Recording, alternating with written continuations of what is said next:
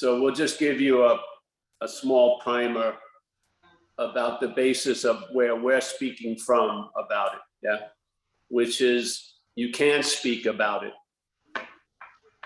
You can speak about duality. And by hearing duality, maybe that aspect, which is all of you, that which is the essence of what non-duality is stating, will hear it, yes? So what you are will hear about what you're not and recognize it's not that. Instead of trying to convince what you're not to recognize what it is, because it can't, yeah? So it's just a little movement. It seems very different to me, and we've stuck to it for years because this was really basically a download of stuff. First, I was speaking in recovery, and then I got upgraded. The download started to change into this idea of non-duality. And when I was going, you know, something would move through me, and then something very clearly told me to stop right at this point of not talking about the lion, but talking about the lion being covered up by the act of being identified as the sheep, yes? So the whole point isn't to sing the great glory of being a lion, because all that will happen is what will hear that message in a second or two will be a sheep, yeah, which will neuter the whole message. So let's just talk about the sheep to the lion instead of talking about the lion to the sheep. Yeah, that's the whole movement. And it's obviously it's negation from that point. It's not an affirmation of being a lion, it's a negation of being a sheep, yes? That's all that's necessary, because you are what you're looking for. It isn't like there's something else that you're looking for. No, you are what you're looking for. So once you get over looking for what you're not, it doesn't turn to something else to look for, because you are what you've been looking for, is the assumption, yes? Being ourselves reality. There's no need to look for reality. It's just to look at these activities that are obstructing or seemingly appearing, and it's appearing to us that they're obstructing the fact about life, yeah? With these assumed facts. So we're just gonna question the assumed facts, and then those trees will fall because they have no solid ground, they have no rooting, yeah, it's all advertising. The trees will fall, and then it will be clear, not to what you're not, but to what you are, that it's not that. Yeah, that's the whole message. It's more direction, and really the signs of it is a loss of interest. And really, incredibly, a huge loss of interest in the topic called non-duality. That's one of the first topics you lose interest in.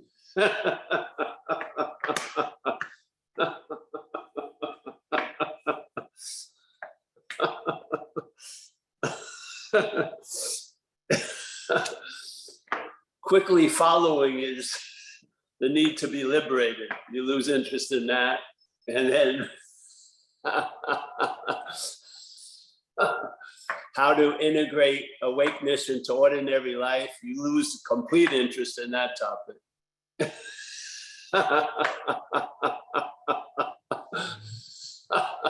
You don't enter non-dual psychiatry, probably. You don't become a non-dual life coach. Nothing wrong with it, but I mean, it sort of goes against the whole idea, I'd say. So now there's a lot of, there's every therapist is a non-dual therapist, knowing it or not. But using non-duality as a topic to sort of ease the let's say the explosive nature of misunderstanding that duality is, I don't know if it works that well. Yeah. It's like if I was we always use this story about going into psychiatry, and my specialty would be what's not happening. So I could retire after one day. I'd have 60 people lined up for 8 hours, because it would only take a minute or two when they launched into all the sufferings and sorrows based on what's not happening. I would just say, Mr. Smith, that's not happening. I'll see you next week. There you go. So every hour session would be about a minute. So you could have about 60 people. Because what happens if you give an answer or a solution to what's not happening? It seems to be happening, doesn't it?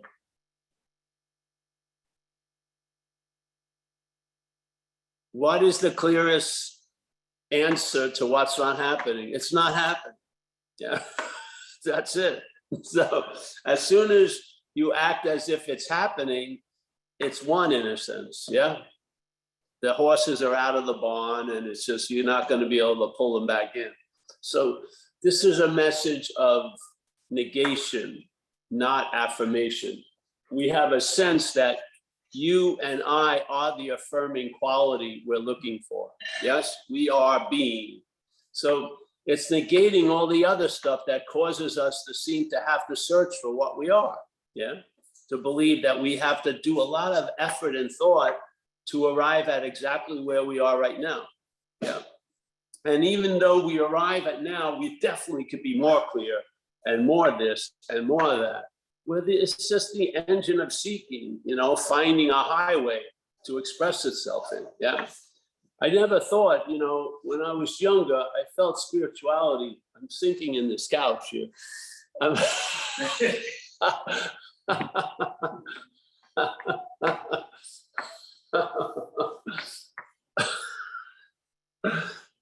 felt spirituality was a different beast, a different breed, a different thing. I thought you could do pretty much the same thing, but if it was in spiritual terms, it would have some kind of immunity. And I was mistaken. Yeah. And when I got involved with a lot of spiritual groups from after the Zen Bitch Slap website went up, I saw quite evidently spiritual addiction. Yeah. And what it's rooted in is a mental addiction to this idea of being the doer, the thinker, the feeler, the taster, the toucher, the one who has pain, the one who doesn't want to have pain. It's an addiction that I haven't ever seen anything close to, because I had tons of intimate experiences in addiction and with a certain object called cocaine. Yes. I did a lot of cocaine, and I would do a lot of stuff to do a little cocaine. I would throw up my whole life just to get one shot, really. And yet all the years, and no matter how many days I was up on it, or how good or how bad the quality of the drug was, I never, not once, thought I was cocaine. Not once. Not once did I believe I was a powder from Peru. I just did not. Yeah. Now I believe the mental state that we're relying on, it's not like when I say we, there isn't a we, it's just the language, but this mental state that seems to be relied on is addicted to this idea of being the doer, the feeler, the thinker.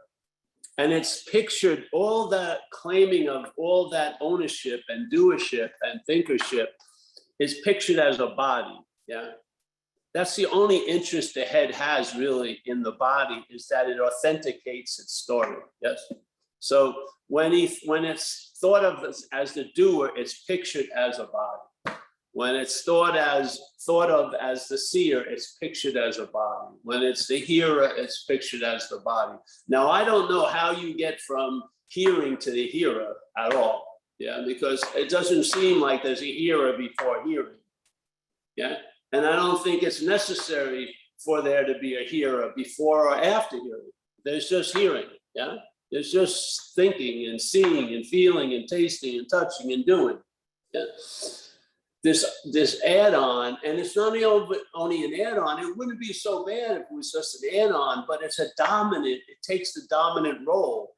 In other words, the thinking gets underplayed and now the thinker reigns supreme. And then you're wondering why thoughts seem to mean so much, because they're held as the thinker. Yeah. One thought held as mine can ruin your day. It can. I've watched it. I've watched it in my own life and then seen it in other people's plenty of times. Yeah. So this sense of the ownership and the doership and the havership is pictured as a body. And the mental state and the relative mind works in imagery. It goes a lot farther than 1,000 sayings that I'm the doer. One picture of you representing all the doing that's happened has a much more powerful impact. So there's an identification, and that identification is imaged as a body. Yeah. You don't switch and identify with God or something else because you are that. Yeah. And you're not actually identifying as the body. It's the mental state that you're assuming to be something that has a whole lot to do with you is what's doing it. And it doesn't have a whole lot to do with you. It's mechanical. You do not choose to feel like you're a mental state. There's a mental state that implies that you choose to do or feel like a mental state. Yes? So the freedom is inherent, but not to the one that's seemingly bound. See, there's a freedom from the one that's bound. The one is going to continually to be bound. Yeah, because the thinker and the thoughts are in a symbiotic relationship. The thinker to get reinforced needs thoughts, yeah? And then the thoughts that have meaning need a thinker, because the meaning of the thought comes from the thinker. Yes? We are the giving of all meaning. And so a lot of meaning is given to thoughts by the idea that we're the thinker. Yeah, you want to change the meaning of thoughts, change the sense of being the thinker. You can't.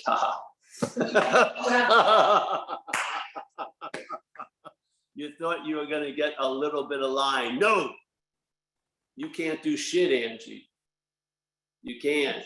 That's the great news. You can finally give it up. The huge burden of being able to do something that you're not capable of doing. You can finally put that. You're on the train. You can put the luggage down.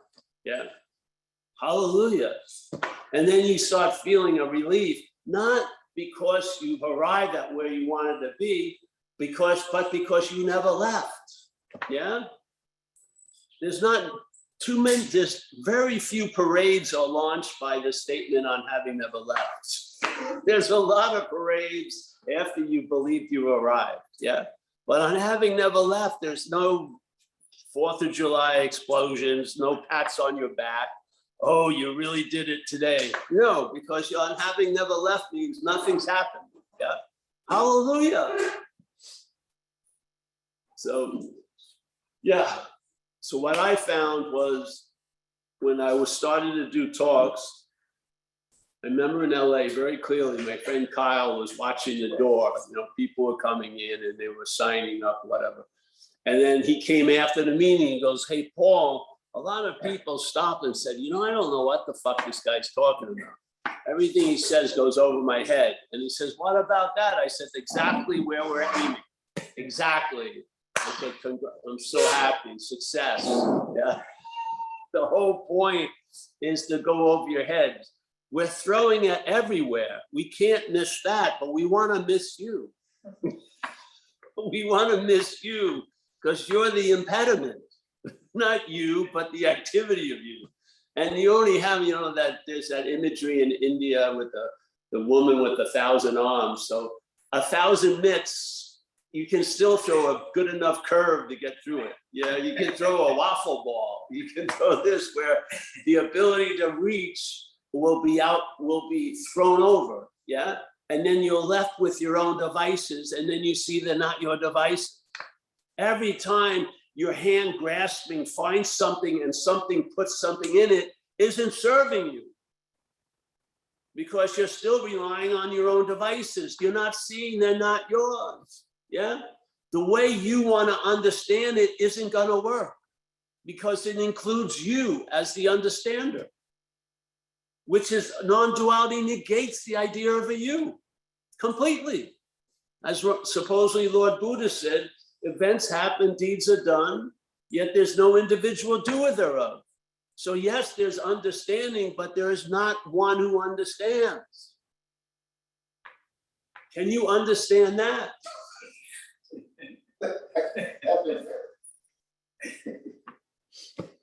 That's the, see, there's a platform called Duality, a many splendid activity, not so black and white as what its name would entail, black and white, because there's a lot of subtlety in duality. Yeah, you'll see it in a life where a life goes into addiction and then ends up in recovery. That's a dualistic expression. Yeah, you go way down into hell, then you get lifted to a heaven. Yes, both of them can be mechanisms of bondage of self, because there's the feeling of the one who is in hell and the feeling there's a one that's in heaven. That's duality. Yes, that's what the understanding of duality is specifically targeting that little nugget in all our misunderstandings, which is we're included. We're included on every path we read about, and every path we enter. The emphasis is more on the one who entered the path than the path itself. Yes? That's the bondage of self. Then paths become a form of expressing bondage of self. Then the word awakening, when held by a dualistic expression, can cause incredible being bummed out. When you think others are awake and you're not. Yeah? You can see the reaction to the word enlightenment. It would have been better that most people never heard the word, yet the word implies the cessation of all suffering. Yet when we hear it in a certain way, it's used to produce suffering. Isn't that incredible? That the whole thing you're giving this great meaning to, the cessation of all suffering, when it's entertained by our mental conditions, causes suffering. Don't you see it? Don't you see it? It's like the big elephant in the fucking room. Yeah, the party sucks when you get there. You're not gonna make it work. Time travel. I'll time travel back to the party as myself, clothed in the mystery of noneness, so I won't even show up, and then the party will be great. No, it's not gonna work. Time travel. Take tons of fucking shit. Try to get back before and be at the party before the party. So therefore you never arrive at the party. So the party will be great. No, it won't. As soon as you, as the receiver, the cognizer, the one who's experiencing it, gives it a meaning of two-ness. Yes? It doesn't shake out. So what needs to be negated? Not things you do or don't do, but the sense of being the doer of all of it. That's the point of negation. It doesn't spring into negating the good and bad. It's negating the sense of uniqueness, that one sense of specialness, that one long-lasting, independent, separate thingness. Yeah, it negates that, and then you start traveling lighter through the good and bad. Yeah, it doesn't destroy your fucking life when you come to the realization you're a fraud. Yeah, that you're not nice in a lot of situations, that you're fucking selfish, that you don't care about other people. This is all hypothetical because I'm deeply emphatic with people. All this stuff, yeah?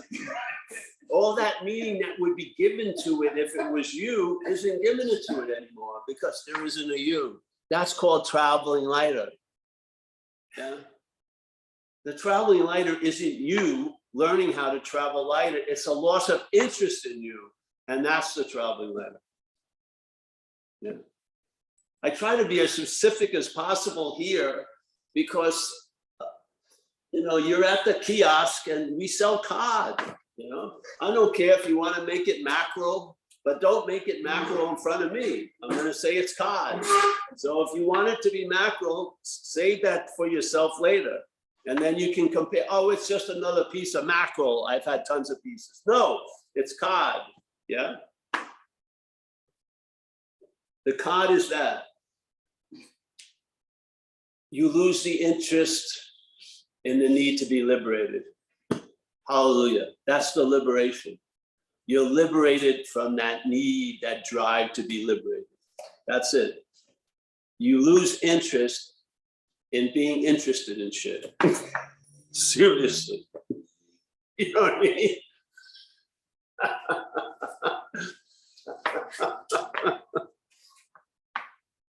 And I wouldn't want to impress anything on you by telling you what it's like and what the gaining of interest in other activities do. That's the fun of finding out. The fun of finding out is all on you, not you, the you think you are, but whatever, this event. I'm not going to try to frame that already, but I can frame there's going to be a loss of interest, definitely. That the loss of interest is a very good sign. When you start losing interest in the next author, the amazing new fucking thing, you're going to be a happier, more content fucking nobody. Yeah. Hallelujah. Isn't that what you want, really? Or do you want to be seen being awake? You know what I mean? You want to be the last one to get up at the meditation hall. Yeah. Whatever. Who cares? You know? So this, some people are sitting here. Oh.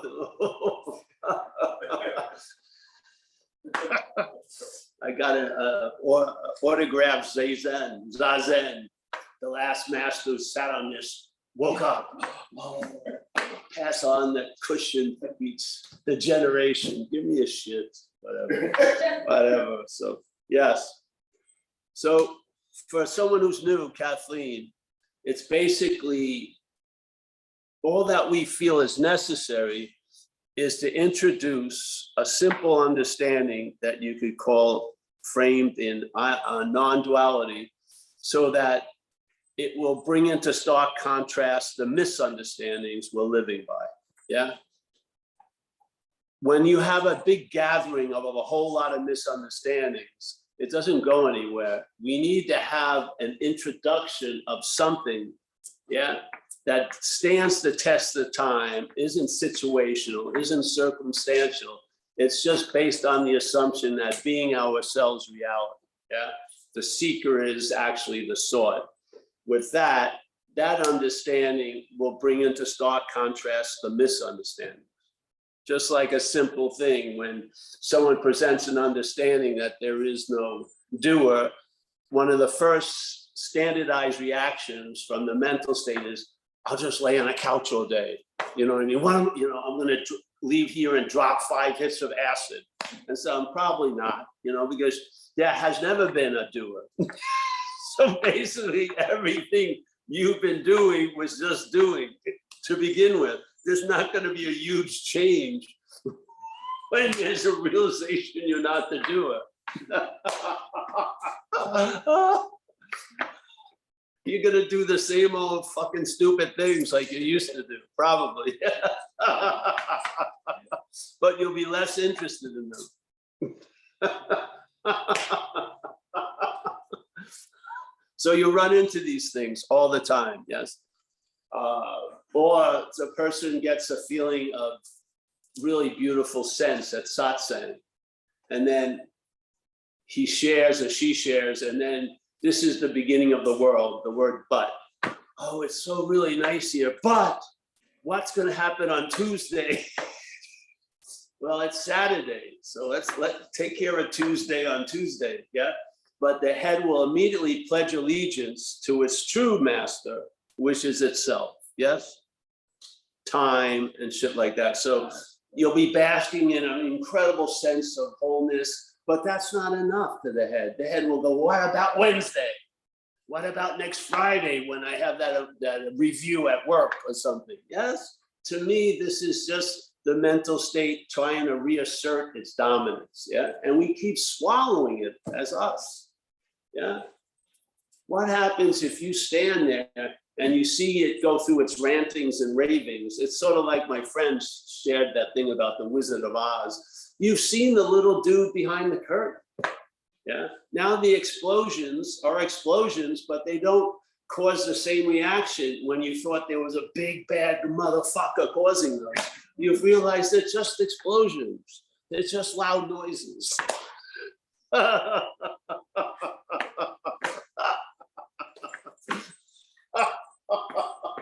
You don't call the police when you have a thought, I'd love to kill that person. You don't go to the police station and give yourself up. It's just the thoughts, they're not yours. I wanted to kill someone. No, you didn't. Your head said, I wanted to kill someone. That isn't you. Yeah? Can you imagine that? Officer, please. I thought about doing cocaine today. No, I didn't. The head may have thought, thank God that's never happened in 34 years, really blows my mind. But you could have thoughts and not have any accountability or consequence from them. Yeah, you could cohabitate the realm of thinking because you're here. They come and go. Yeah. Why are you so fucking frozen in fear when a lot of thoughts coagulate right on your corner? You're afraid you get jumped or shit? No, you're before and after. Yeah, you're the space that they're appearing in. You must believe you're a thinker to get mugged by thoughts. To get your ass totally kicked by thoughts, you got to be walking into that crowd as a thinker. That's true. That's the freedom. Yeah, the freedom is readily available. It's not like you thought, I'm never going to have another thought again. No, but no thought's going to have you anymore. Yes? The thoughts will show up, they'll do their dance, but you won't join in. Yeah, so I hope it gets through because I ran into this since the beginning. You share something, 5 people come up and tell, I really liked what you had you say, and then they explain what you said, and you didn't have that meaning at all when it was being said, but it's not up to me. Yeah, it's out of my jurisdiction. I don't know what the hell you're going to make of it, but that's why we keep having the meetings to keep reasserting at least, you know, this idea that it's not an experience. You're not going to have a non-dual experience. You know, an experience is of duality. Yes, you get that, don't you? Yeah. So there's no non-dual experience. First of all, non-dual would have to be a thing that you could experience, which you can't. Yeah. The closest you can get to is being it. And I believe that's our condition. So being is not an experiential zone. Being is much more of a contextual zone. It's not an experiential zone. You can't translate being into an experience. Yeah. So the experiences happen, and then underneath and all around, there's another condition, let's say, which has no beginning or end. Doesn't need 2 aspects, the experiencer and the event that's experienced. Doesn't need it. Yeah, it just is. And you can have that sense permeate through your experiential field, and that is the effect of traveling lighter through a world of experiences. Yes, it doesn't mean everything's going to go great. It means you'll travel lighter with whatever life has in store for you, as this action for you. And then I realized after years, what more do you want, really? Yeah, you're not getting out of here. And when you do, you won't be able to recognize you got out of here. Yeah, when you die, you're not going to experience your own death. Other people will, but you're not. You're not going to be there anymore.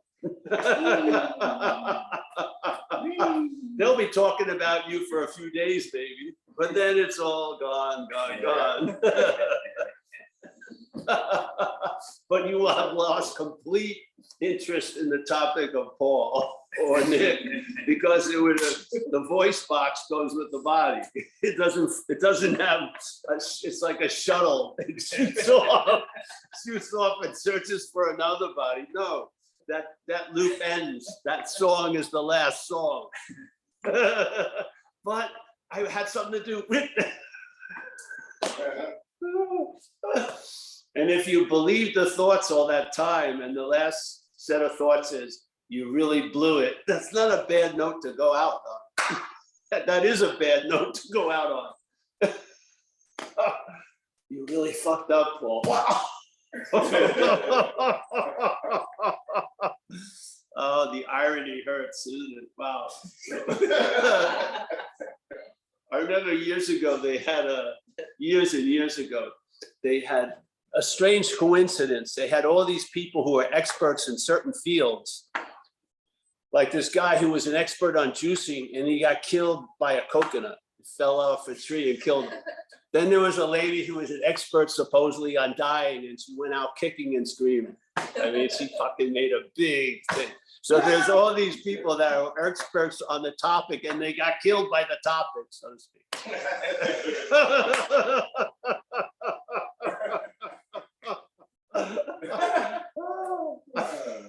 The irony. So, yeah. So, all right. Anyone have any whatever questions, shares? Yeah, Robert, which Wow. I think Robert's new. I haven't met him. All right, Robert. Hi. First of all, I absolutely loved that introduction. Thank you so much. That was really, really profound. And that sort of leads into my question, which is the only profound thing about non-duality how unprofound it is? Well, in a way, it's unprofound on that which loves profundity. Yes. So again, it's still some of the meaning of the observer of it is leaking into what we're sharing. Yes. It looks completely ordinary, but it's amazing, motherfucker. Yeah. But obviously that which thrives on specialness and excitement and drama, it would seem to be ordinary. Yeah. Yeah. But again, that's a little bit from the observer putting in. Yeah. I don't think it has any quality. That's the beauty of it. You can paint whatever you want. It doesn't change the message of the canvas. Yeah. And anyone, look at the people who wrote like, you know, I'm not a student of them, but Hafiz and Rumi and stuff. Yes. Now these people had a sense of the complete absence, yet they wrote as if it was a beloved and everything. It was beautiful. I mean, what a beautiful piece of art. So what best clay of art could there be but nothing? It can be made into anything. It can be expressed any way. It's beautiful. Yeah. So, yeah. Yeah, we used to call it dog shit awareness to sort of catch that unprofound profundity. Yeah. Dog shit awareness. What? Pure awareness? What's pure awareness? I had a hit, it was 80% awareness. I wanted a pure, give me a break. 80% of 20, for under 18, it's 3.2. Awareness, content. I don't see, how could there be a pure awareness? That pure is coming after the awareness. It's being inserted by what's after us, and then we all pure awareness.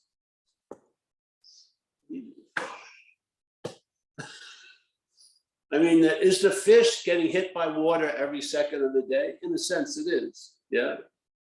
Does it know it? No. Yeah. Are we like awash? Are we of awareness, or are we in awareness? I would say we're of awareness. Yeah. Just like here, the space, we used to use this when we were earlier on. You look at a wall here, and you're going to take the wall down, 10 by 12 wall. When you take it down, is there a moment where the void is there? In other words, did the wall take up space, push space away? Or is the wall an appearance in space? When you take the wall down, does the space, is it a little lighter than it was when the wall was there? Yes? So is the wall an appearance in space, or is it pushing space away and crowding into space? It's an appearance in space, yeah? So Paul seemingly right now is appearing in space. If Paul left, you could only remember Paul, because he would now not be appearing in the space that you're watching. seeing, yes? Now, did Paul take up, I would be taking up a very small, thin piece of space, but if Paul was taking up space, then there would be something, space would have to be right there when Paul moved, yes? But obviously, Paul is an appearance of space, really. You could say an appearance in space, but it's an appearance in space of space, yes? Yeah? Mm. Yeah. Mm.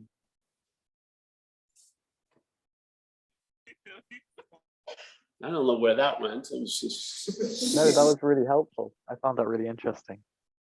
Oh yeah, check it out. Check it out. Watch a building come down, and then are you going to have a like a super quintessence of a second where you'll see void? No, it's all space. Shit, huge buildings, they come down. Space didn't get concerned. Space is not like the emperor with no clothes. When everything comes down, there it is in all its glory. Yeah. So I don't know what that has to do with what we were saying. Did you hear? The question was about being profound. Oh, being, no, the That was profund, yes, was, the ordinariness of non-duality. Yes, yeah. Well, again, to something that thrives on specialness, it would look ordinary, don't you think? Just like, you know, if the coyote meets the desert tortoise and gets, after a minute or two, realizes it can't get any meat from the desert tortoise, it loses interest and takes off, yeah? Because the desert tortoise didn't give him anything, yeah? So the head is always looking for something. If the respond of you're looking for something is nothing. Wait. Excuse me, John, Robert, what is that in the chat you just sent? I didn't send What that. the heck? That says your name right there. What the heck, man? No, it wasn't me. It wasn't me. My hands have been here the whole time. Like you can look. There was another Robert online I didn't shortly. send that. Yeah, like my hands. I just removed that. I just removed that person. Don't worry about it anymore. Sorry, I just saw the chat too. What did we missed it? Zoom drama. Zoom drama. I'd rather listen to that than the nothingness of the message. And excuse me, but Nick Gurr, you want to turn your That person video will be, on too, please? that person will Okay, be that's. when we find them. I gotta remove another one. Oh, another one. Got Zoom bandits. Yeah, see, I'm on a phone, so I can. We haven't seen them in a while. Yeah. They're just Move. getting in the chat and putting some fucked up stuff. Oh, they. Oh, don't read the chat. Okay, All right. I think they're both gone now. Good job, Mike. Now, are they Thanks. gone? Did they take up any space actually? Just some entertainment. Really? Their effects will be forgotten quickly, and they took up no space. Yes. I rest my case. It's beautiful. Yeah. I left the chat. I used the word motherfucker. Wow. It pierced the heart. The pierced the heart of Zen Bitchlat. I remember we used to get that there would be kids on the Zoom, you know, the Zoom bombs, and they didn't know what to do. So you just go, fuck, motherfucker. They had no, you know, they worked so hard to get on to do the bomb, but they didn't come up with a script. It's like, you motherfucker. I can hear that on the street, Mo. let me break into this fucking Zoom room. You motherfucker. I slept with your mama. Although, let me say, I don't know how it would get to him, but I think I accidentally removed the Robert that asked the question because the other person named themselves Robert as well. So I think, unfortunately, that happened. Like a suit Nazi. You're removed. You asked the question. Go. All right. Well, I can breathe again. All right. Anyone else? Anyone else there? Yes, Jonathan has his hand up. I like that first Robert. I'm sorry we lost him. Yeah, maybe he'll watch the video. So sorry, Robert. Enlightenment is a dirty business. Enlightenment is business. Yes. It's, you're here and then you're gone. The nasty business dealings of a Zoom meeting. I was there and then I wanted to ask a question and I was muted. All right. So going back to what you were talking about with pure awareness and pure consciousness, which is like, I guess, traditionally it's considered to be prior to thought. And, you know, my question actually is that as I notice is I'm noticing a pronounced viewpoint of seeing and the senses being of themselves. Hearing is just hearing, seeing is just seeing.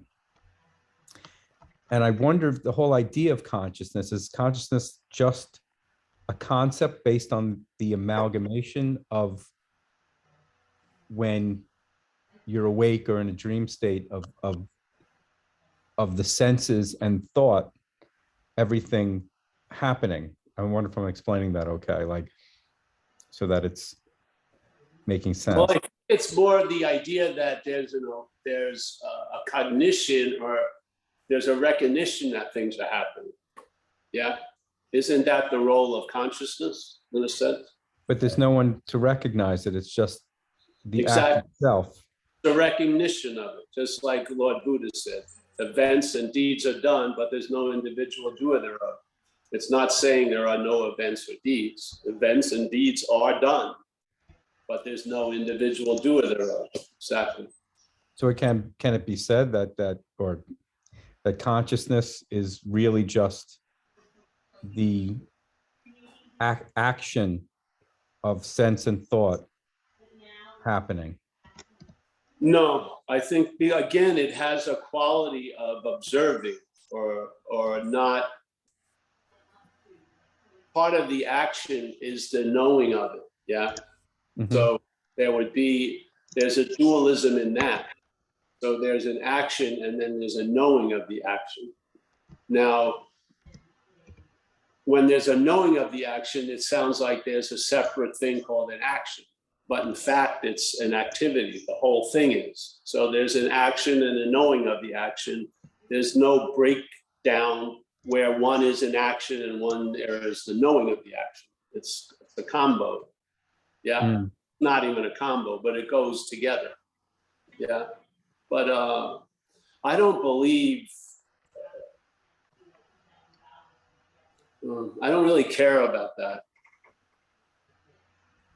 I don't know what's going on. Mm-hmm. And that's refreshing because that which wants to know what's going on has a limited ability to understand. Yeah. Everything it understands has a certain flavor of a program that changes the quality of the understanding, let's say. Yes. So to me, the recognition of the utility of you getting it, or you escaping from you, or you transcending you, all of that is really the end all be all. You just get to that point and the momentum and the length of time that was gonna just be exhausted at the moment of death shrinks. And then it's held in a different way now. It's not that I became super clear. I realize I can't be clear at all concerning all this. Yeah, it's great. It is. I mean, the only thing that's lost is you being there. And I'll tell you, if you had a sense of it, you'd be happy to pay that deal, man. It's not worth waiting for you to get it. Yeah. You don't understand. Do you understand that you is the obstacle in a sense? It's not like you're on the wrong ride. You're the ride. Yeah, no matter what ride you're on, you're the ride that's giving meaning to that ride. Yeah. Mm. Yeah. So you can get on a very mindful ride. You'll still give it. Yes. It's just, I just don't see. I don't see success there. I see success in recognizing it's failed. That's the success. Yeah. I had an experience of it in Life of Addiction when I was struck sober, and that was that. I never had anything like that ever happen where something was put an end to that had such influence. Usually it was just amazing. Over time, where I've never had a strong feeling or thought about drinking or using for 34 years. Seriously. Because if I would have probably gotten loaded. If I had an urge, I would have done it. But I didn't have any urges anymore, which was mind-boggling, because my whole life was an urge with a lot of mental whipping of that urge. Yeah, and it was slavery, really. I mean, it was truly an experience of being used as transportation, definitely. And whatever was riding the horse didn't have the horse interest at all. It could give a shit. It was just whipping it to death. And something intervened and stopped and changed. And you would think it would have taken a lot of time. Now, it took time for me to recover from a lot of the conditions of the action figure that were crazy. But the growing of the tree took a while, but the seed that had the whole tree was in there like that. Yeah, which is, so I think all of us have had downloads where we could tell the quality of the info and, let's say, the power of it wasn't of here. Yeah, because some of these things that downloaded only took an instant, yet they've had a huge amount of power and have extended for years and years and years. Yes? You know what I mean? You know what's happening like in the world? The problem is there's not any fuel that has as much oomph as fucking oil. Yeah, wind, they can't produce that big oomph that a 1,000,000-year-old fucking thing has to push a motor or push a big boat. Yeah. So this, in a way, is sort of, you can get dispatches from what you're of, and they download here in what you're seemingly in. And the quality and the difference of it is mind-boggling. Yeah. So to the point where when I heard this message this one time, because there was a lot of hearing of the message, this one time I was hearing it, and it was like an unspoken yes. I just knew it was fucking over. And I knew it was knowledge before acquiring knowledge. I knew it. I felt that this is knowledge before acquiring knowledge. I don't have to acquire this knowledge. It's already, we're all quite knowledgeable of it. Yeah. The acquiring knowledge is actually disguising it. I'm trying to get a replacement for what's available now. Yeah.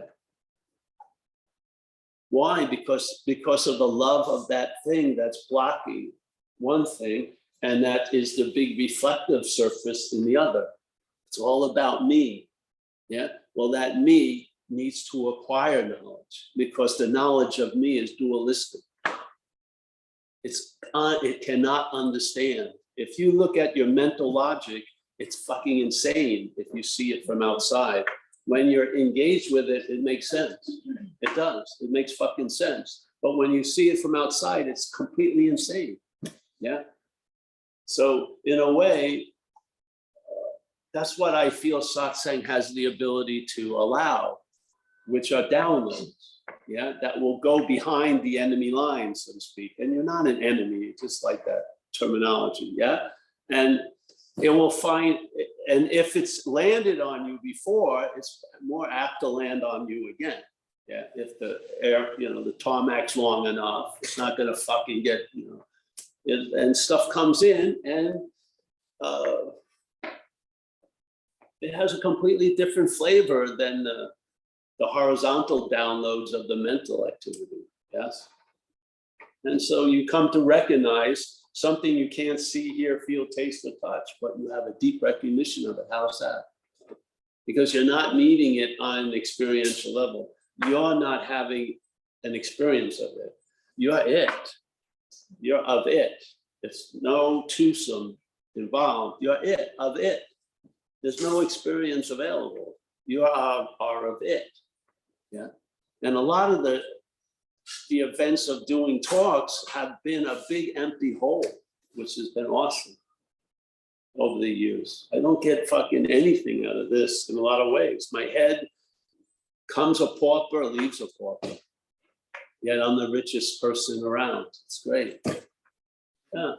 And I put it to the test, or something did, because I had a seat assignment. I've come thousands of times to Paul Hedderman meetings, yet I've never attended one of them. But I've been here thousands of times, but never attended any of them. It's awesome. It's really incredible. I don't have that in other situations. Yeah. What's that? Oh, the dog park. We're at the dog park today. They're interested in satsang, but they have a dog. So they throw the ball. There is no ball. There is no ball. All right, so Mike, anyone else? I don't know where I went with that. We have Nico, and then Ashley, and then Grateful Dave. Go ahead. Hi, Nico. Good to have you back. Hi. You hear me? Oh, Nico, our East European Yeah, friend. hi, Paul. Hi. Mwah. You feeling I'm all right? okay. Okay. Yeah, I'm listening to you on YouTube more when I'm driving to my job. So I'm still around. I'm still listening to the same old shit you're talking about. This guy Robert said to everyone, this fucking bullshit. So we have to take this in acknowledgement. I'm hearing that you're coming to Italy, no? Yes. You will September. visit Croatia. You'll come to Croatia, no? Yeah, if you get in touch with me, we will. We'll take a ferry over there. I would like to. I would like to be nice. We can arrange something in Zagreb too. Yes, yes. It's the capital of Croatia, so we can just contact via mail. I'll contact to Mike, and we'll see if there are any possibilities. Yes. I just wanted to say hello. I'll not take time. I see there are two more, and Hold you on, said Mike. everything. Hello? I lost that last bit, Nico. Some people are. Whatever, yeah, whatever. So I just want to add that for me there is kind of spacey, relaxed feeling when I'm kind of, let's say, connected, or when I feel that I'm in the right, that everything is smoothed out and I don't have any problems with the issue anymore. So this would be my ad. There is kind of spacey feeling that gives you more perspective. And the other thing is that when you have a life that is full of happenings, job, family, all the things, it needs some time to really settle down, because there are a lot of triggers that are kicking you, like, that they're kicking the program back into the modes that are kind of doership-ish. So like that, I would add that. Well, the thing is, again, the facts are the facts, and then you also recognize what you're wrestling with on the daily mat, like what's going on, and this is where you travel lighter through it, but you have the ability to respond to what's happening from an understanding of what's happening that may not look like what's happening. Yeah. So yeah, I'm happy to hear from you, Nico. Yeah, that'll be. We'd love to come to Croatia if we can when we're there. Yeah, it'd be very in nice. Pescara. In Pescara, I think there's a ferry not far from there to Croatia. Yeah. I checked. You have some ferries. I'll stay in touch with you guys, and if we can arrange something, it would be really great. All right, great, bro. Yeah, it'd be nice to see you. See you, Nico. See you. Yeah. Thank you. Yeah. Thanks, Nico. Great to see you. Nice to see you. Ashley is up next. Ashley. Hey, Paul. This is a beautiful talk as usual. I didn't even say that. I just want to throw it out. You know, it was hilarious what you were saying at the beginning about you being a, you know, non-duality from like a therapist perspective or something. I saw a therapist for the first time in a while because situations in my life are quite difficult, and I hear what you're saying. But and I was actually saying to her, I was trying to explain this stuff to her actually, and why I didn't want to start therapy again. And she's like, because she's saying this is like 10 years, there's just so much material to unpack. And you know, I just got totally lost in it. I got totally lost in it. And then I'm here again with you, seeing it from a different perspective. And it's like what you're saying, there's like no solution to the horizontal downloads. But like, if there's one thing I'm powerless over, and you talk about this all the time about like the addiction of the seeker and the addiction of the healing, but then balancing that with like, from the recovery view, like being life on life terms and like needing to actually deal with stuff. So I'm just throwing that out there. You can say what you want to say. I don't even know if there's a question in here that you can respond to, but yeah, yeah. So let me share one thing too. This isn't personally, it's everything we do here is impersonal in a way, but we use personalness to make an image of. So I found in time that which was running my health program didn't have my best interests at heart. Yes. So from having gone through a lot of trauma, physical with operations and getting run over by cars and shit, the head was flipped out. And so when I would try to get better, it would concentrate so much on that part that wanted to get better, it got worse. Yeah, and I saw a principle in that, where I would look at people like today, I see everyone in these squares, and I wouldn't turn my life over to every one of you, but some of you I would turn my life over, and you would do a better job with it than I do, because you don't have these blind spots of vested interests in Paul. So I realized after a while that I was almost a hypochondriac, or that was coming up, because when I was one point, the stomach was bad. We've joked about this a lot. At the time I had bad stomach for quite a while, and I was constantly trying to get relief. Makes sense. But I didn't realize this aspect as strong as it was. So I remember stomach was bothering me. So I was at Whole Foods and I saw this new product from Canada. They looked like little milk bottles, and I bought 6 of them. A packet, it was 40-something bucks, and it said, because most of the beneficial flora things would have like numbers in billions. This had trillions. It's trillions of intestinal flora, beneficial ones. I said, well, the billions haven't worked, so let's dump trillions in there. So I started to drink this stuff religiously every week, and it was getting expensive, 48 bucks a week.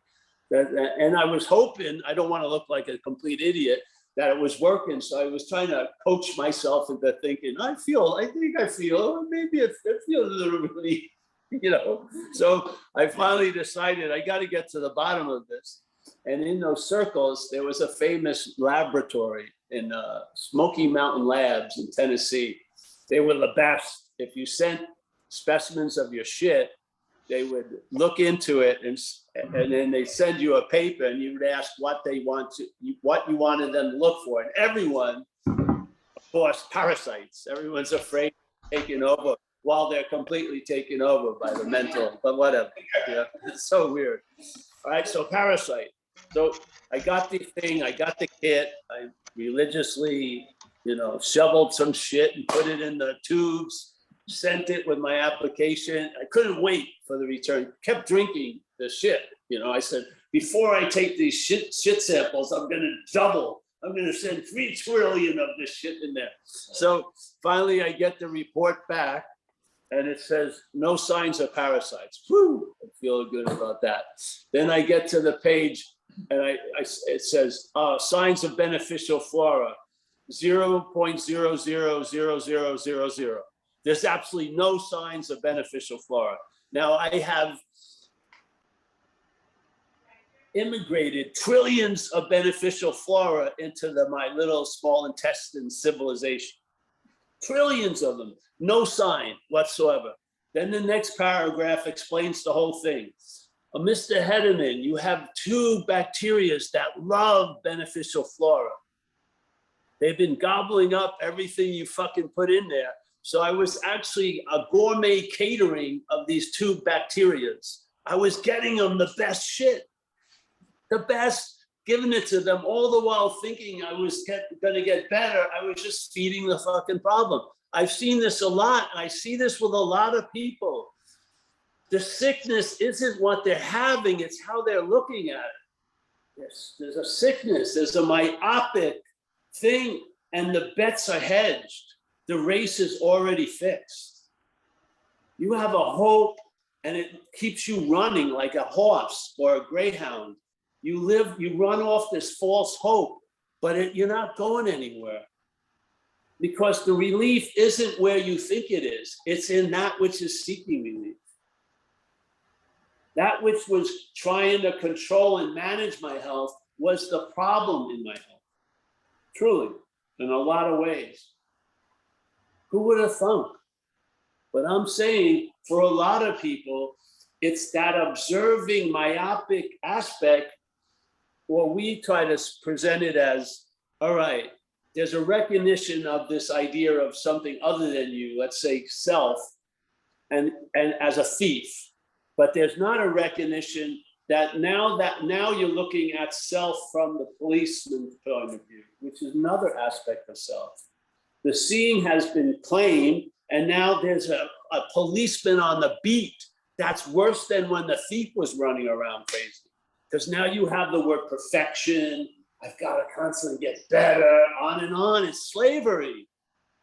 And I feel a lot of pissed people usually don't see both aspects. They see one, and the blindness to the other allows it to go off. And you'll be running around this fucking, it's an entertainment for it. You're not winning any race. It just has you looking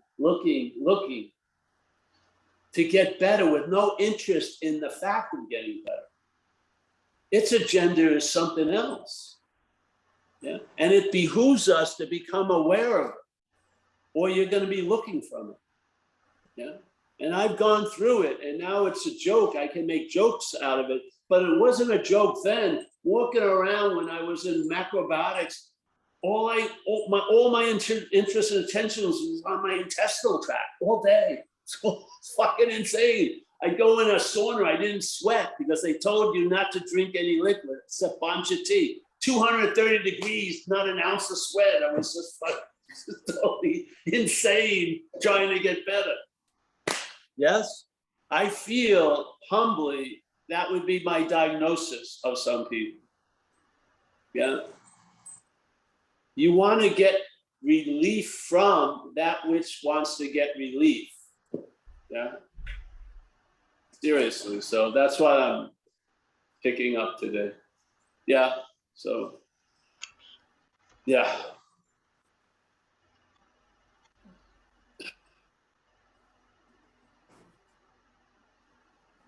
You know, the thief had the neighborhood for so long. When the policeman showed up, yeah. First of all, I was on a strict probation for the first 5 years of recovery. I couldn't enjoy shit. Everything was going over. What's the intention? It's insane. And then this idea of being perfect showed up. And the urban renewal project just went on, budget, blah, blah, blah. And it was fucking, I yearned for the days of thiefdom. At least I had more fun. So, yes. It's good to have people around that can point stuff out to you, because something may not want certain things pointed out to you. Yes? Like the idea of we know, but we don't want to know. Most of the activity is not wanting to know. It's not knowing. It's not wanting to know. The head does not want to know a lot of shit that goes against its little story or agenda. Yes? And unbeknownst to us, we may be feeding it all the juice for it to have a huge production in our life. Yeah? That's why I came to that conclusion. I could look at a dog catcher, give them my life, they do a better job with me than I do, because they don't have these vested interests. They don't have these blind spots. Yeah, you're not out there to promote yourself in most cases, or the sense of well-being. You're not. There's mental grudges and fucking things going on. And a lot of times you believe you're so wrong to be right about that, you gotta be wrong. And the head wants to be fucking right. So, yeah. I can talk about it because I came out of it a lot. And I've seen, that's why I love non-duality, because it's really premised on a loss of interest, not a gaining of interest. Yes, it's a loss of interest. That works. So, yep. All right, Ashley, where are you? Yeah, that's awesome. I know you're telling the truth. I know myself, and it's like I feel unable to cancel these next appointments, even though I know you're telling the truth. And then I go in and I try to explain this, and they just think I'm just avoiding, you know, I just don't want to feel all this pain. Yes, yes. Well, you know, service is a really good way. And that's what I think. I'm like, I'd be better off volunteering all Saturday. I think you would be, tell you the truth. And yeah. You dealing with the topic of you is not going well. Yeah. Yeah. Yeah. So the dogs have to be called off. Yeah. When a lot of things we do call the dogs more, you got to call the dogs off. And that's to get lost in being at a soup kitchen. I remember when I went to Sai Baba's place, I had grown up in a guru world when I was 19 and 20, and I got the idea of service. So the first thing we did, we'd go to the kitchen and volunteer. You know, so we'd be working, cleaning the pots, shit or like, or you know, getting potatoes, just, you know what I mean, hours, and then talking with someone, it would be great. You'd feel a part of, yes, you'd be purposeful. You weren't sitting there trying to get everything. You were just being of service. It's such a powerful thing for people who seem to be at the butt end of a myopic view. Yeah, which always has you entailed with all the other views. You want to at least service blocks that loop of self-importance. You may just get lost in the importance of what you're doing. Yeah. I'll tell you, you know, I may be going on, but this is important. When my mother, near the end of her life,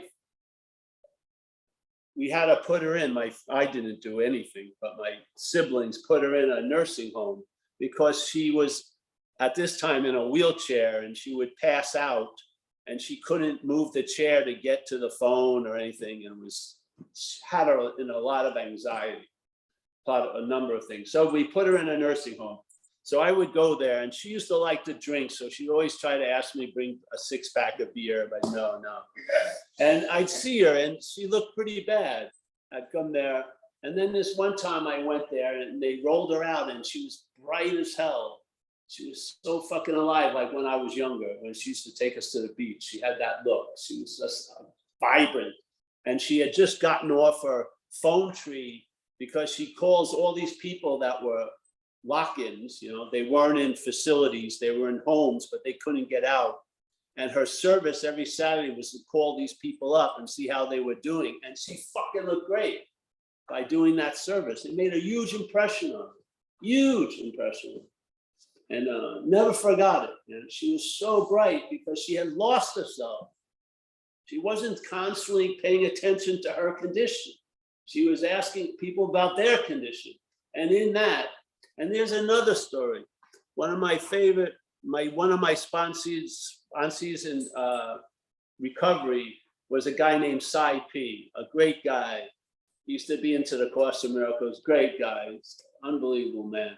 And so he had an explosion in his garage and these gas cans went off. They just somehow, it got hot enough and he had 70-something% of his body burned, 3rd-degree burns. He's in the hospital, fucking not a happy camper. Super, the pain is unbelievable. So this nurse comes in and he feels like it's a big imposition. He says, don't you see I'm fucking suffering? The nurse says, hey, there's a kid on the ward and I think he's an alcoholic.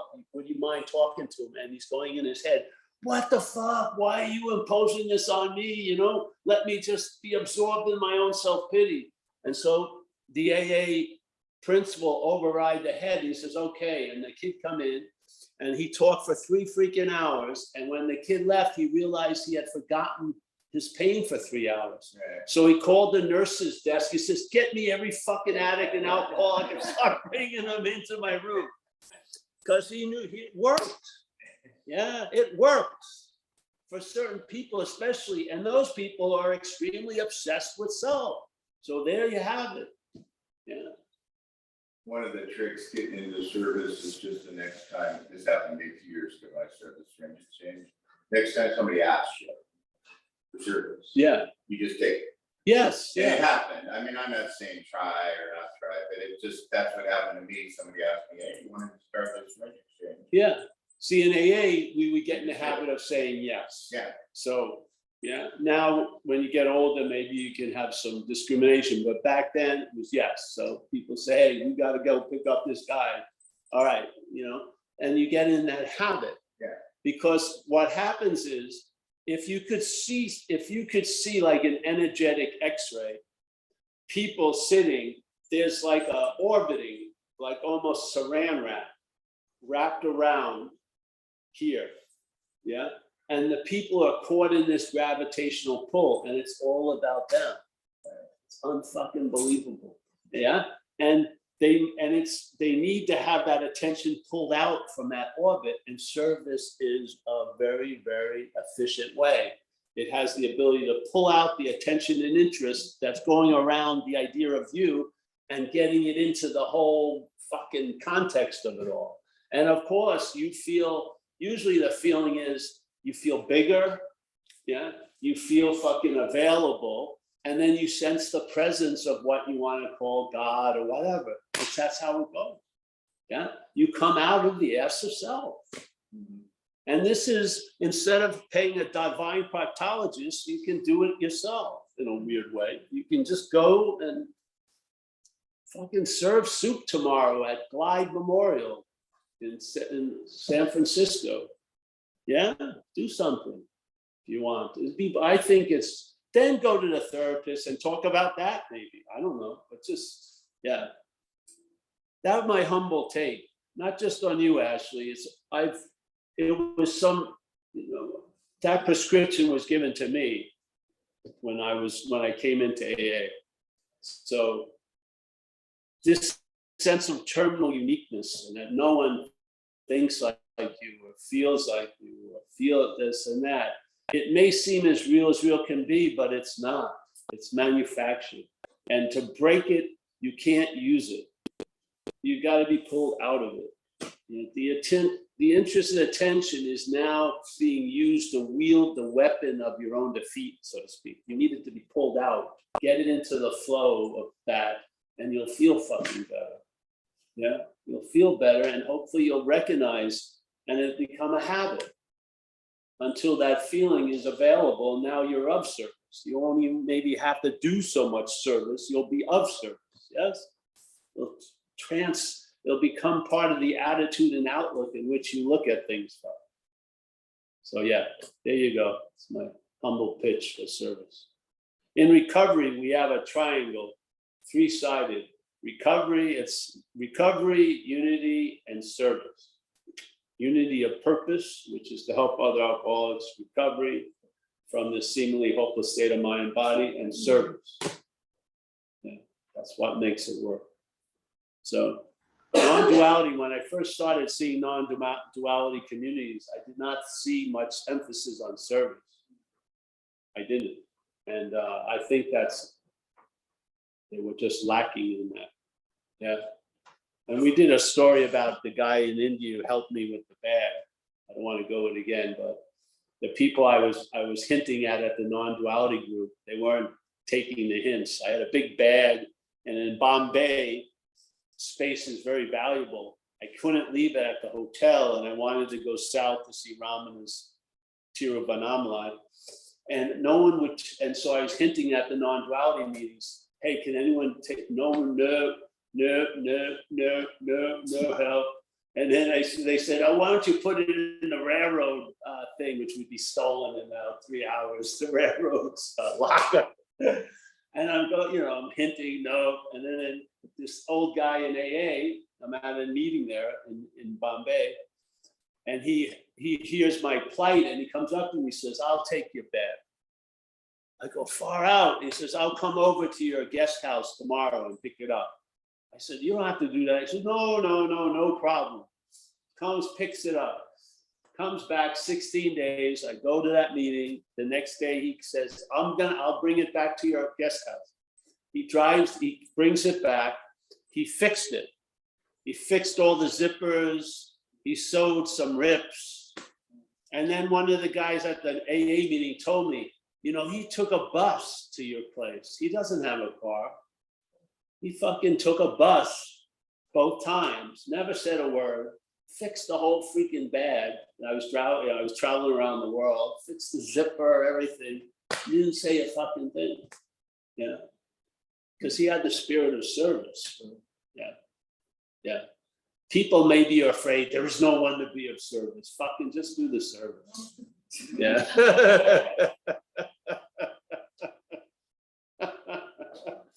So yes, those are my two stories. I have tons of them really about it,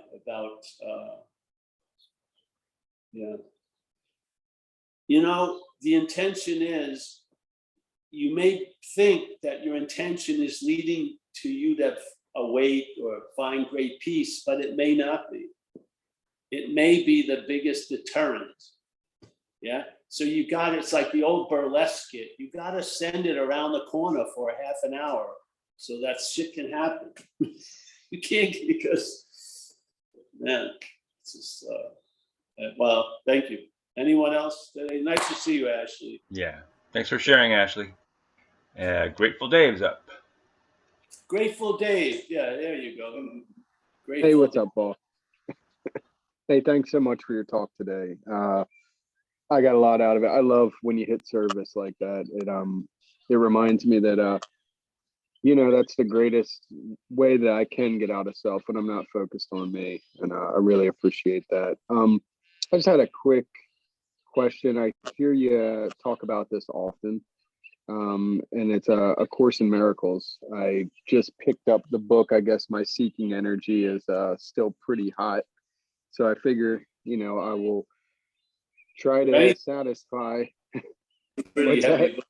That's a heavy book. If anything can stop you, that one. Yeah, that's what I'm saying. And so the question is just like how to approach this, right? There's there's the do the lessons and follow instructions. There's the text. It says relax, don't concentrate, just check out the room. So that's the question, is like there's the text and then there's the lesson. Should I read the text first and then do the lessons? What was that? I would do the first 20 lessons at least. Do the first 20 lessons and then you can read a little bit, but the lessons are they're exercises concerning perception. Yeah. And then the text is a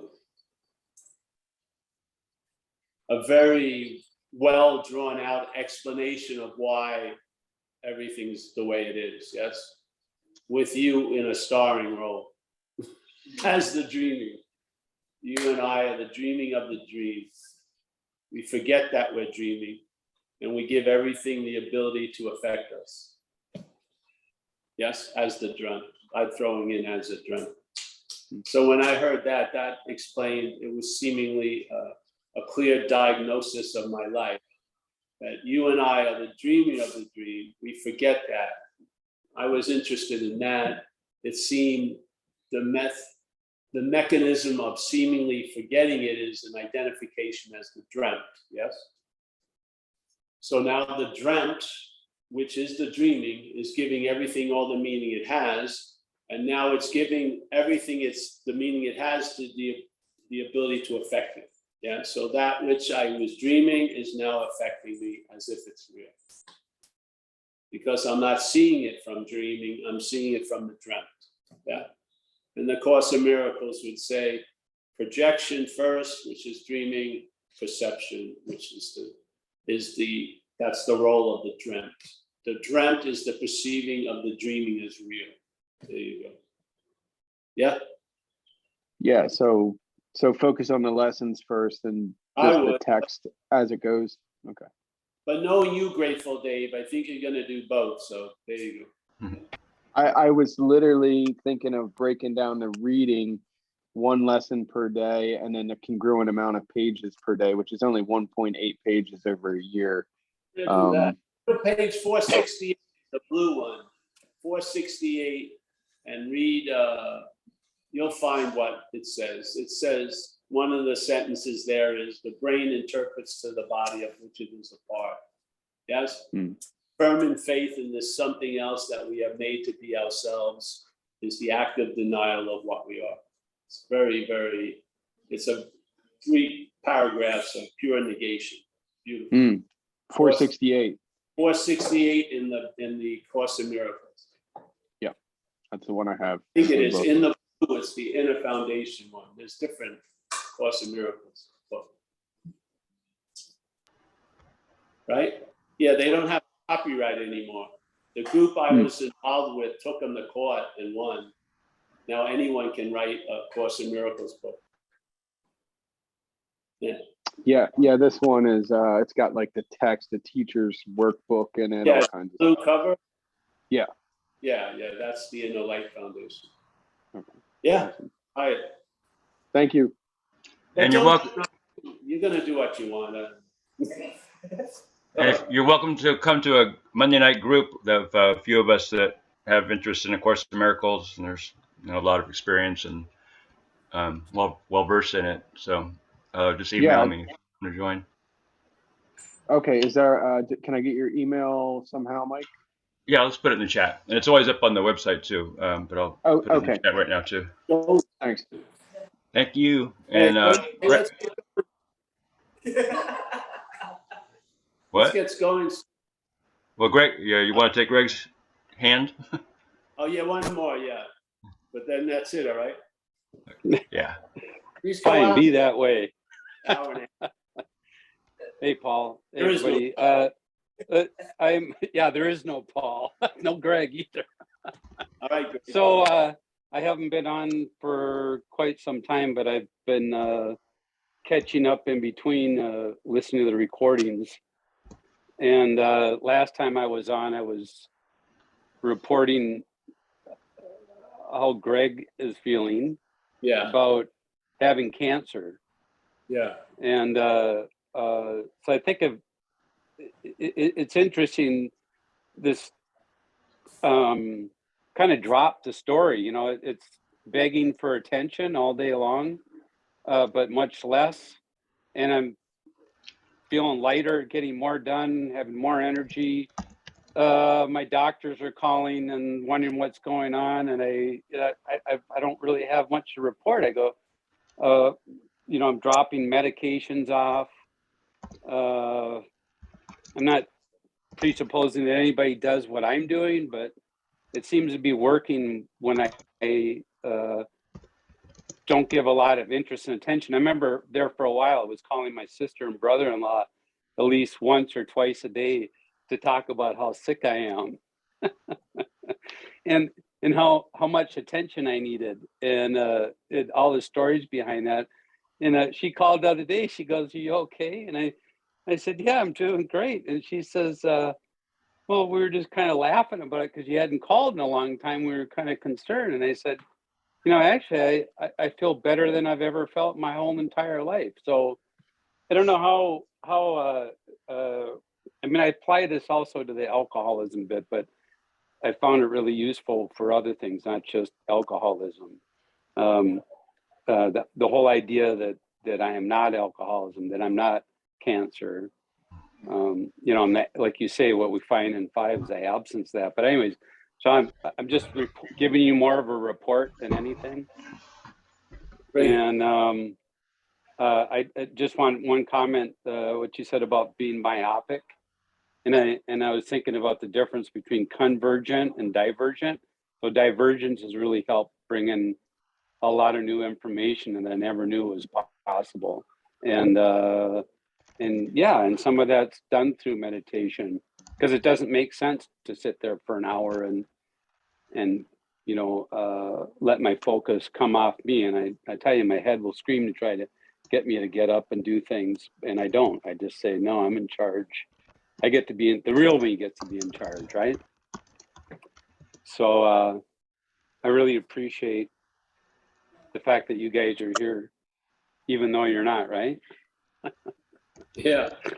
That's the best company to keep. So what I got to create it, right? How do you look at that? You got something to comment about that? I have the crowd here is getting irate. They want to go. They want to go to the coffee shop. They're tired. Okay. Hey, bro, Greg, it's very nice to see you. Yeah. Very nice to see you. And haven't you noticed though sometimes when a lot of things start having seemingly real effects when name and form is given to them? Yes. Absolutely. So I remember people, I know some people, and they were all right, and they heard that they had something, and then they looked terrible. Yeah. I mean, I don't know how it could hit them like that so fast. Yeah. The head has such a role in everything, man. It's just, and so to have the percentage of its participation diminish is awesome. On whatever topic that we could come up against, really.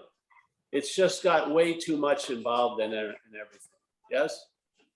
Yeah. The reliance that we have on it isn't based on its performance. It's just advertising, yeah. I feel the shift from reliance on self to reliance on this idea of a higher power changed the whole living of the action figure in my life. So, yeah. Thanks, bro, very much. Oh, yeah. Thank you. Everyone, see, the way they happen here is no one donates any at the meeting. They all leave. Oh, hey, come out, come back here. I've lost, they're all gone. They're outside. Hey, thank you, man. Greg, it's a really nice thing to see you. Thanks for thinking of us coming over here. Yeah. Yes. Thank you. Yeah, it's good to see you guys too. It's truly very, very helpful. Thank you so much. Great. And let's say goodbye. Hey, Mike, is that it? Thank you, Greg. And yep. Hey, don't forget to get me a phone. Thank you. Get me that gluten-free cheesecake. All right, so let's say, there's Mike D. Sure, I'm gonna come out here and watch them. Yeah, they're all out here. Yeah, here they are. Hey. Dealing drugs and everything. They're swapping different DVDs. All right. Yeah, nice to see you, Mike, as always. We got Bill and Kathleen. Always a pleasure. We got Tariq from Dover, always a pleasure. Thanks for your support, Tariq. Yeah. We got Angie, there she is. Nice to see you, Angie. We got David B. Yeah. We got Stuart from Oz. Nice to see you, Stuart. Stay, Paul. Anu. Yes, I love that word. If I ever have a kid, which I don't think is going to happen, that's going to be Anu. And the other one will be later. It'll be Anu and later. I know we have Leah. She's in Florida now. Leah, how are you? Good to see you. Thanks for sticking with us. I met you horizontal. Now you're standing vertical. Wow. And you used to be the tundra look. Now you got yeah. All right, we got Jonathan. Jonathan, nice to see you, Jonathan. Vlad, my man, Vlad. Pleasure to see you. You doing all right, bro? Yeah, thank you. I'm okay. Yes. Oh, good. Thank We you. got Roman. Oh, we got Roman. We got Nico. Always nice to see Nico. Yeah, talk with Mike, Nico, about Croatia. We got Tommy, Stefan on having never left. Kalen may come from Romania. He can come over to Croatia. Yes, you never know. Maybe. Yeah, see what happens. We got Chris. Thank you, Paul. Oh, you're welcome, Kalen. We got Kathleen. You made it through the first meeting, Kathleen. It gets easier from here on. Quite easier. Good. We got Ashley. Ashley, good luck, eh? Yeah. We got Kayla. She's got a nice hat there. Nice to see you. Grateful Dave, as always. We got Rob. Helma, he's boycotting any kind of barbershop. It's looking, getting there. We got Holly A. Nice to see you, Holly. We've got Susan K, my latte lady, Jimmy R, Oliver, Mandy, Sina, Rob from Louisville. Yes. I think that's it. Hey, listen, thank you, everyone. Thank you. Bye. Yeah, bye, everyone. Bye. Thanks, Oh, Mike. wait a minute. Hey, Mike, I'm going to send you something. Tuesday, I'm not going to do Awakening Together. I forgot I had a long-standing recovery thing to do. So I'll send it. Maybe Bill would like to go to Delaware. I'm going to speak for a long time at an AA group back east. 4:30 Tuesday afternoon. I'll send you the information. Pacific time. All right. See you guys. Bye-bye. Bye. All right.